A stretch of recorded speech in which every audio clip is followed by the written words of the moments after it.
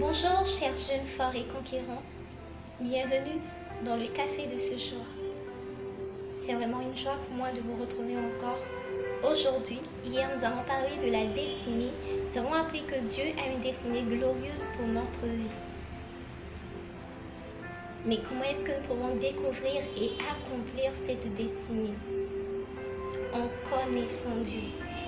Et hier, toi qui as fait la prière avec moi, c'était peut-être ton premier pas avec le Seigneur, ton premier engagement, ou c'était un renouvellement d'engagement pour toi qui allais toujours à l'église, mais qui est retourné à ce que tu as voulu, qui est retourné dans le monde, au plaisir du monde, au désir de la chair, aux passions de la vie.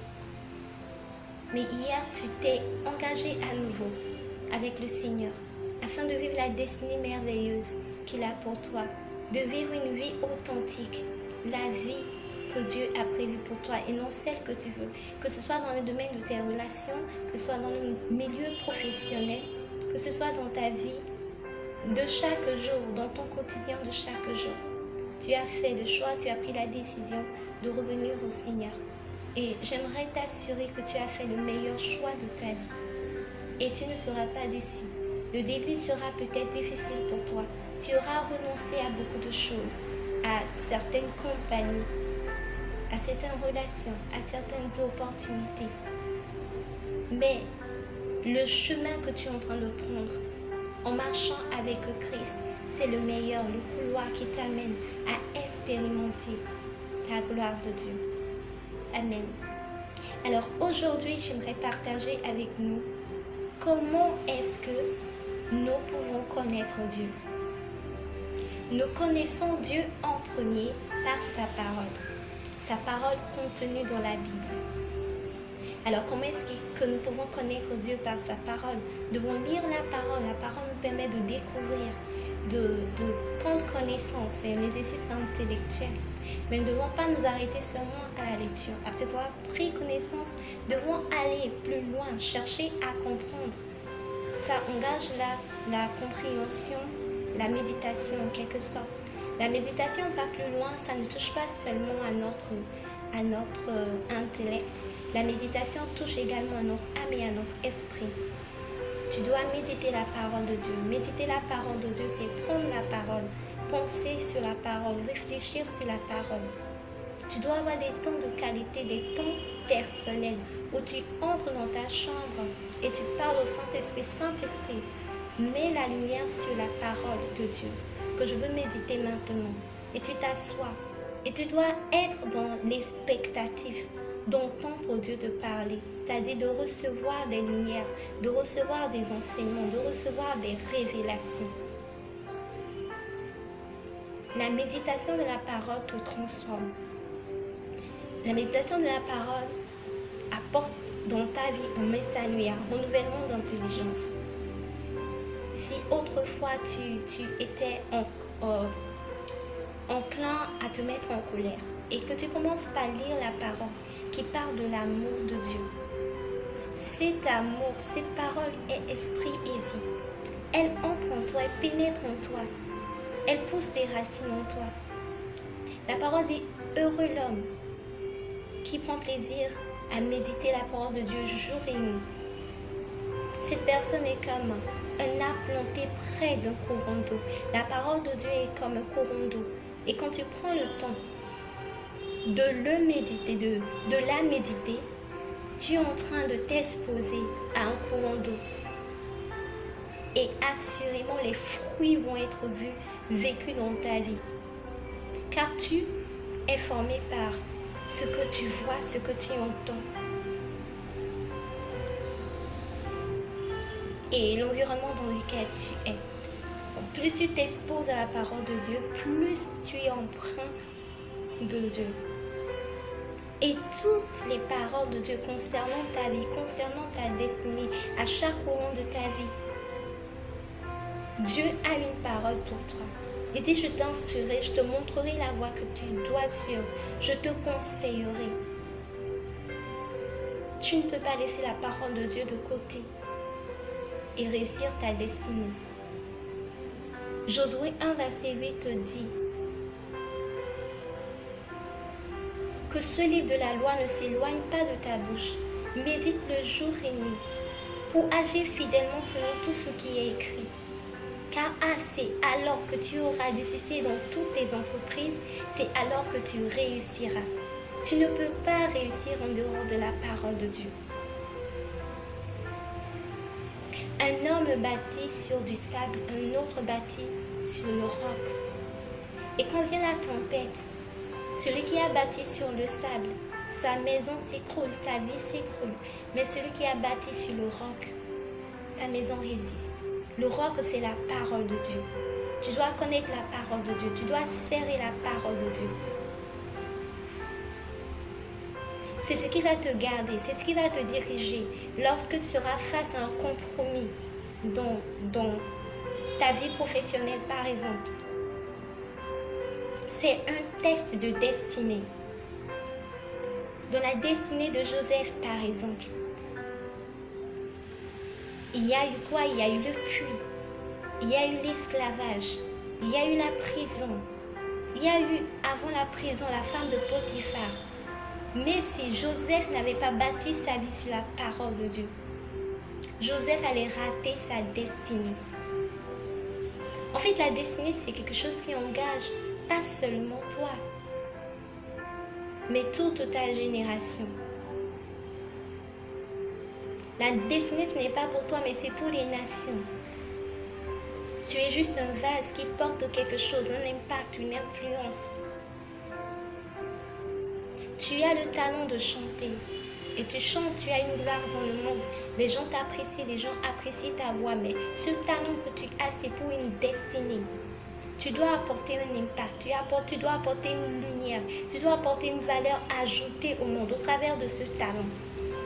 Cela ne doit pas être seulement que l'on apprécie ta voix et qu'on dise que tu chantes bien et que tu es plein de lacs sur tes pages. Ta destinée va au-delà de là. Ta destinée va au-delà de cela. C'est l'impact que tu as sur des vies. C'est l'influence que tu as sur des vies. Une influence d'éternité. Et cette influence, cette destinée, toutes ces choses, tu ne peux pas les connaître. Tu ne peux pas savoir cela si tu n'as pas d'intimité avec la parole. Si tu n'as pas de relation avec la parole de Dieu. Commence à méditer la parole de Dieu. Prends des temps avec Dieu. Peut-être le début sera difficile pour toi. Tu n'auras pas forcément de révélation. Tu ne recevras pas grand-chose.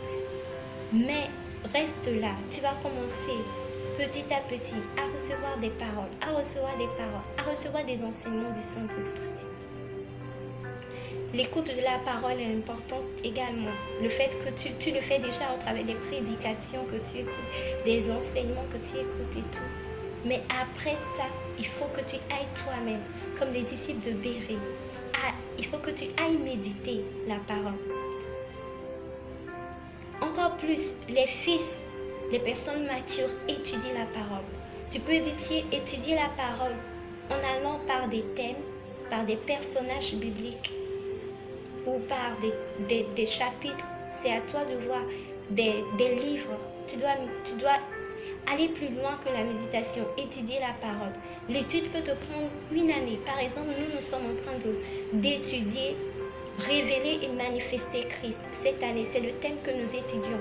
Parce que le Seigneur nous a dit que 2020 pour nous, c'est une année de révélation et de destinée. Alors nous nous sommes dit comment est-ce que nous pouvons accomplir cela. Il faudrait révéler, manifester Christ. Et c'est ce que nous sommes en train d'étudier au travers de toutes les séries que nous avons dans les cafés du jour ou tous les programmes que nous avons sur notre plateforme, que ce soit les salons d'adorateurs, que ce soit les cœurs à cœur. Nous sommes en train d'apprendre. Nous sommes en train d'étudier. Tu dois étudier. L'étude de la parole assoit en toi des principes. Ça assoit en toi des fondements. C'est le premier point pour connaître Dieu. Tu dois connaître la parole de Dieu. Mémoriser la parole, c'est important. Il y a certains versets que tu dois serrer dans ton cœur. Si tu as un problème de confiance en toi, un problème de sentiment de rejet. C'est des blessures dans l'âme qui peuvent te faire perdre ta destinée, qui peut te faire échouer dans ta destinée. Qu'est-ce que tu dois faire? Tu dois serrer la parole dans ton cœur. La Bible dit, comment le jeune homme rendra-t-il pur son sentier? En se dirigeant d'après la parole de Dieu. Tu dois serrer la parole dans ton cœur. Quand par exemple les paroles comme d'échec te viennent, tu dois pouvoir déclarer que je suis la tête et non la queue. Voilà ce qui a été dit sur moi. Quand des paroles de tristesse te viennent, tu dois pouvoir proclamer la parole de Dieu. La joie du Seigneur est ma force. Tu dois serrer la parole dans ton cœur. La mémorisation de la parole. Et si tu n'as pas la parole dans ton cœur, comme Jésus-Christ dans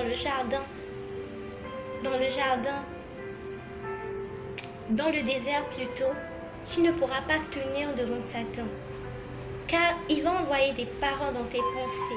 Il va envoyer des paroles dans tes pensées ou même au travers des personnes autour de toi.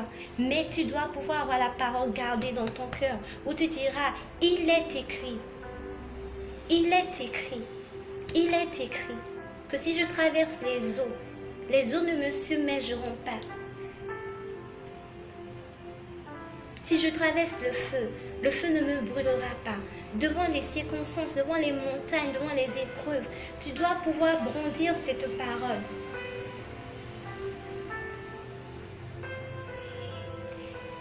Voilà un peu ce que j'ai voulu partager avec toi aujourd'hui. Je ne pourrais pas te dire, mais je prie que le Saint-Esprit t'amène en profondeur et que tu expérimentes une nouvelle dimension dans la connaissance de Dieu au travers de sa parole. Père, nous te bénissons pour ce moment. Merci pour mon frère, pour ma soeur qui m'a écouté. Merci pour cette jeunesse que tu bâtis dans la connaissance de ta parole.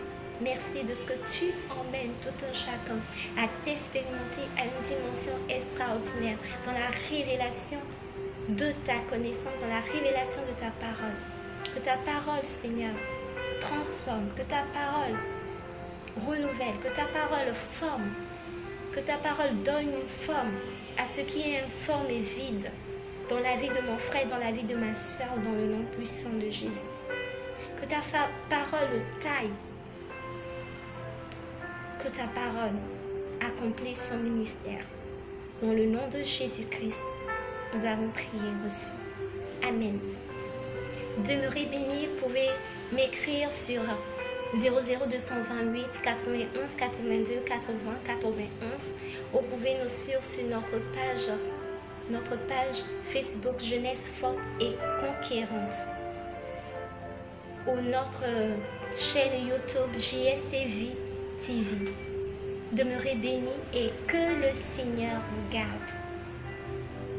À demain.